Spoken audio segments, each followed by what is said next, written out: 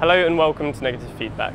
First of all, I'd like to thank Skillshare for sponsoring this episode. Whether you want to learn a bit more about photography or about any other skills in general, you should check them out and you get 2 months free on us.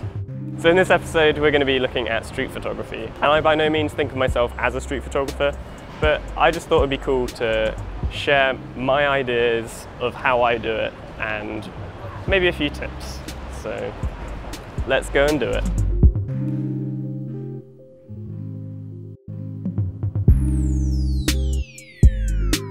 So personally, I'm going to be shooting on the Contax G2 today with a 28mm, but I like to think that it isn't really about the camera. Obviously it does help, but what is more important is your settings and the film that you use that allows you to use those settings. What I'm looking to do is to be shooting at least f8, which really helps with not needing to be precise with your focus, so you can be a lot quicker when you need to take a photo. You're also going to need a shutter speed of maybe around 250, if not more, so that you can freeze the motion. So what you need to be using to be able to do this is quite a high-speed ISO film. So you could be using something like Ilford's Delta 3200, but personally I don't think it's actually any better, and it's quite a lot more expensive than just buying a cheaper film like HP5 and pushing it in the development. So today I'm going to be shooting some HP5 and I'm probably going to push this to 800. It's already really sunny outside, so I don't really need that extra speed, but that little bit more will really help me at being able to shoot a higher aperture.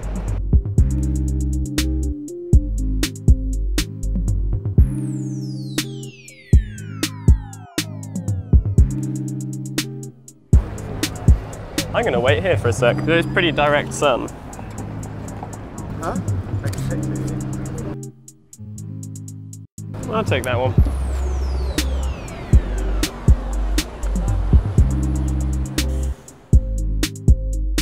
So what we've done is we've come to the busiest place that I know in London, which is Oxford Circus. Normally a place I really despise being, but for street photography I feel it's great because there's so many people going back and forth. And today we've got this really great light that's kind of coming out where the buildings are blocked by roads. So my plan is to go to one of these spots like this, which makes people really bright and stand out, and walk against the crowd, so you're walking into them and kind of cutting them apart. And that's what I'm going to try and do. We found this great beam of light coming from where there's a gap in the buildings, and I found this composition that I like of this pretty horrible tourist merch stand. And what I'm going to do is just wait here for the right person to walk into the beam of light.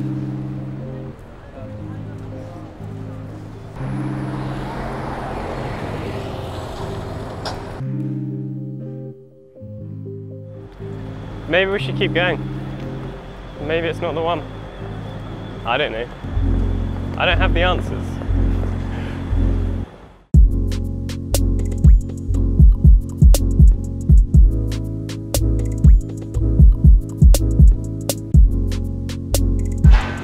So one of the things that I've been thinking about shooting in Oxford Circus, it's not really what I want to do. I go there because it's so busy and that helps me find more subjects.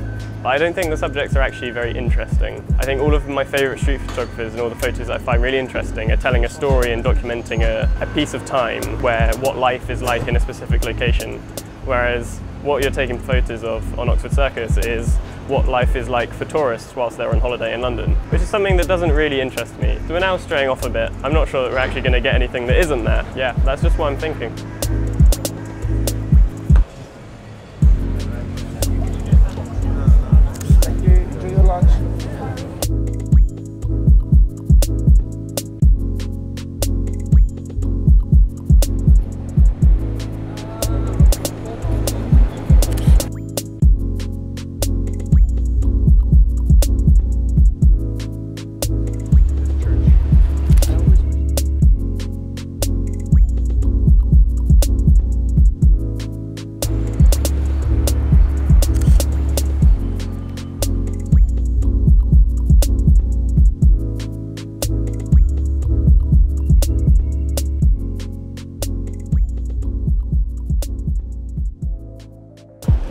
What is it? No.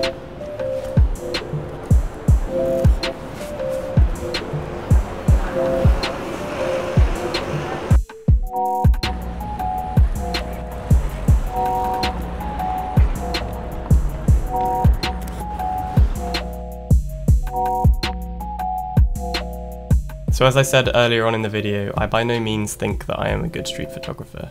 But I definitely do think that it's really good to go out there and push yourself to try something new. I think it's a really good exercise just to go out there and get outside of your comfort zone and photograph something different, so I definitely recommend it to everyone to try. And if you're looking to learn a bit more about street photography from someone who is actually really good, why not check out Andre D. Wagner's course on Skillshare. It's about street and documentary photography, and it's in New York, and it is really good. If you're unfamiliar with Skillshare, it's this great online platform full of courses to help you learn different skills. There's pretty much every topic on there covered, everything to do with the kind of art world and even stuff out of that. But if you're watching this video, I'm going to guess that you're probably interested in photography, and there's loads of great content there. You can get 2 months free on us if you follow the link in the description, so why not go and check out Andre's course, or even our good friend Dan Rubin has a few that you should check out. So thank you for watching this video, we'll be back next week, and goodbye.